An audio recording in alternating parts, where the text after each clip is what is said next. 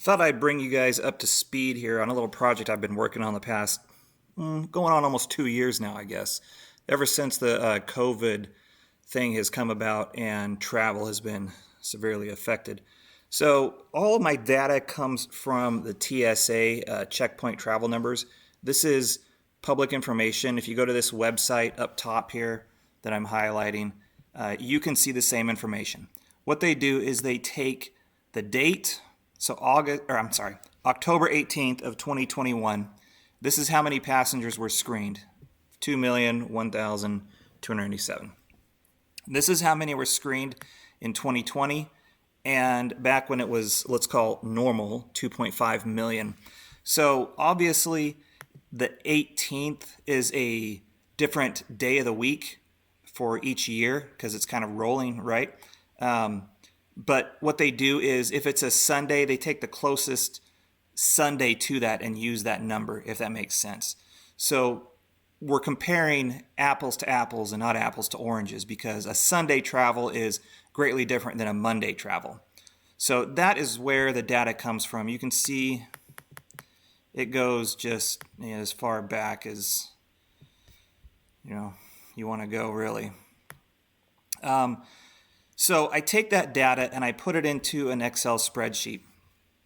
Just to orient you to this here, here's the date, the 2021 numbers, 2019, the difference. So in this case, I've got the difference in the day before and the day after.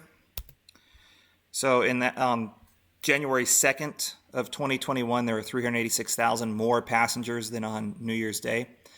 Done the same thing for 2020 and 19. This is the percent change for each day. I can show you that. The difference, in this case, it was a positive gain over the previous day. So 32.4% increase from the previous day. Sometimes it's a negative. You can see here, 2020, there was a drop between January 1st and 2nd. So it's a negative 6.1% loss. And same thing for 2019. This right here is the percentage number of 2019. So in this case, I've got what percent was 2021 of 2019. So we're at 50%. So you can see here in this column, this is all the what percent of normal were we, so to speak.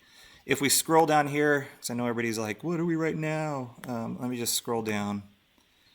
Now you can see here, this is interesting, I highlighted these two, July 1st and 2nd, we were equal and a little bit over 2019 numbers, which was great to see. But you can see we're running in the 80s, 70s, a lot of high 70s and 80s. For travel, that was in August. And let's see. So yeah, we're holding about 80%, I would say, of 2019 travel for the same day of the week previous year. This here, I'm just gonna skip that over to here. Days to travel. So this chart here shows the day of the week: Sunday, Monday, Tuesday, Wednesday, Thursday, Friday, Saturday.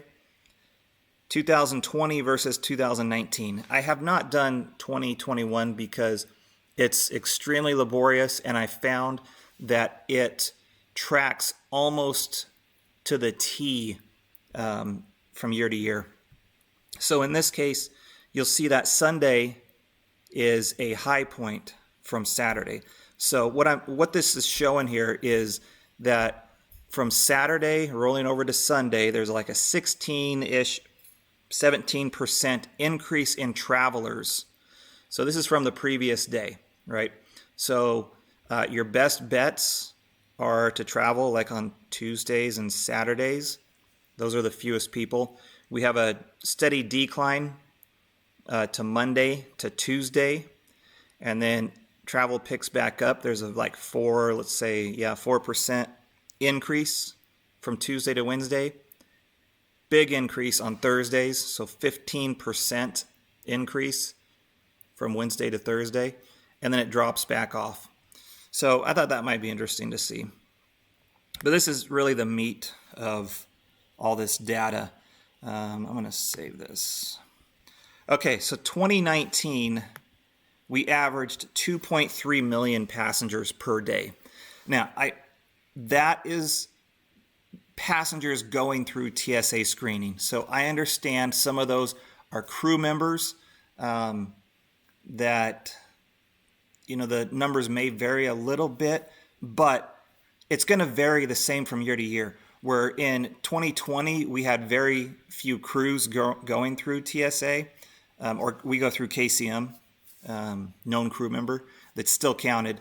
So, yeah, it's going to be relative fewer crew members and also relative fewer passengers, if that makes sense. So it's the best we can do with the data.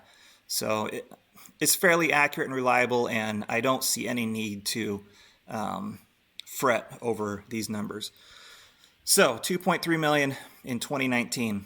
2020, we averaged, let's say, 900,000 passengers per day. Okay, that's 38.8% of 2019. A huge drop-off. We lost 60% of our travelers on a daily basis. Okay, where are we now? That's what everybody cares about. 2021, we're averaging 1.5 million. This data is coming from January 1st, 2021 to October 18th. So again, there's a little variance here, but travel's going to pick up a little bit, let's say Thanksgiving-ish, and a little bit Christmas-ish. But the bulk of the travel season is pretty much over with summer and all.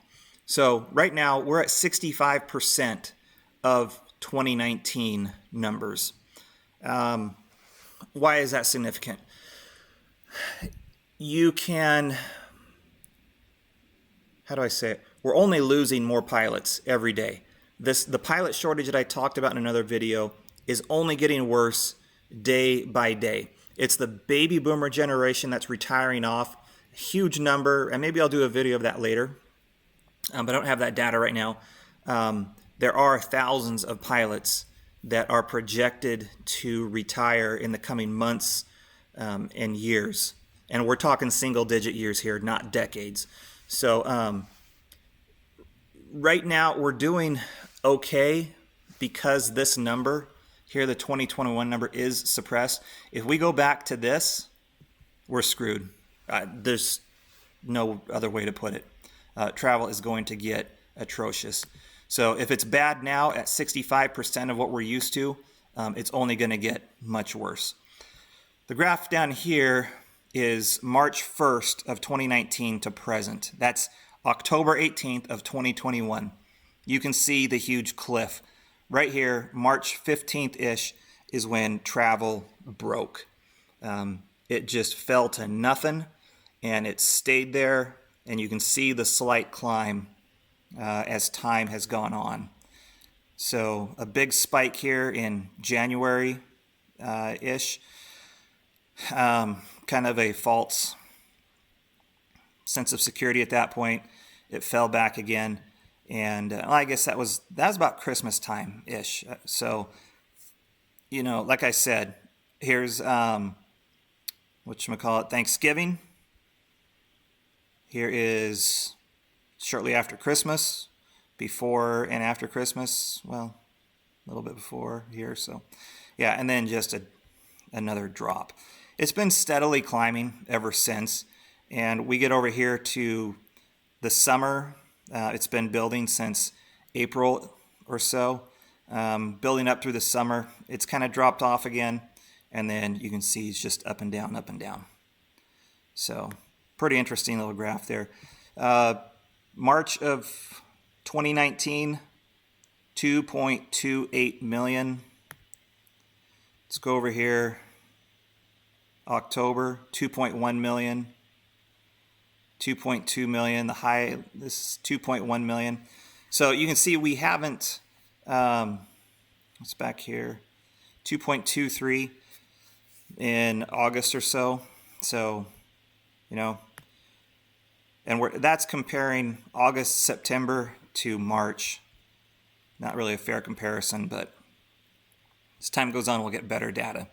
Okay, this next graph, this is from July 1st through October 18th for each year, 2019, 2020, and 2021. 2019 is in the gray. You can see how high it is. So we haven't seen the crash yet. Not until, well, let's see, up here, March of 2020 is when it came crashing down. So, 2019, that's a fairly normal looking year. This was pretty interesting here, I thought. So September of 2021 was almost the same as September of 2019. Okay, and I think we saw that back over here. I don't remember where it was. Let's see. It's not really important, but I'm kind of curious now myself. Yeah, oh, there it is. September 1st. I'm sorry, July 1st. And, oh, yeah, back here. Okay, so different. But yeah, it had a pretty good spike here in 2021, almost the same as 2019. So that was good. And you can see 2020 is just a low point in all of our lives. Again, another interesting point. You can see this here, where there's a spike, 2021 and 2019, there's a subsequent drop-off, almost at the same rate, with minor variances, but you can see it goes up and it goes down at almost the same predictable rate as we have seen over here. So even 2020, when we were in the middle of the suck, so to speak, we still saw the peaks and valleys at the same rate, just not the same volume, so to speak. So that kind of gives a graphical representation. Over here, most recent stuff, October of 2021 versus 2019. See, we're still not above or at where we were 2 years ago when life was normal and good and our economy was healthy and all that stuff. So, but we're tracing just down a little bit from it. That's all for this graph. And let me see. Yeah, I think that's all I want to show here. I'm going to make another video on the airport specific statistics. Check that out. I'll put another link to it, or you can check it out on the YouTube channel. But I just kind of wanted to show in this where travel is at in general throughout the United States. I think what we're seeing, what this lack of volume is right here between 21 and 19 is international travel. International travel just has not rebounded like domestic. So, and I can also semi-authoritatively say that the big travel, the coast-to-coast travel hasn't rebounded like regional travel has. And I don't have real hard data to support that. What I'm basing that off of is what I see at my level in our flight loads. When we're running 100% plus capacity, the big carriers just aren't doing that. And a lot of the, let's say, mothership routes have been replaced by regional aircraft.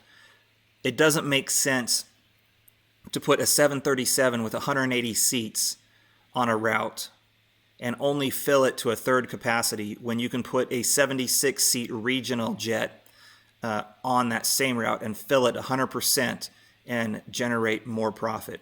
So that's what I've seen, and I think as we start filling up the larger airplanes, those 180 seaters, and then we'll see this gap here start to close a little more.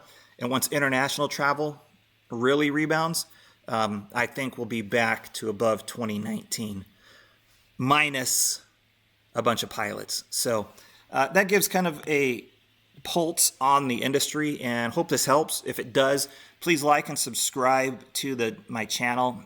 All of it really helps. I do have a Patreon link up top as well. I'd greatly appreciate that. A lot of work goes into this. I don't do it for money, but every little bit helps, and I appreciate it. Thanks for watching.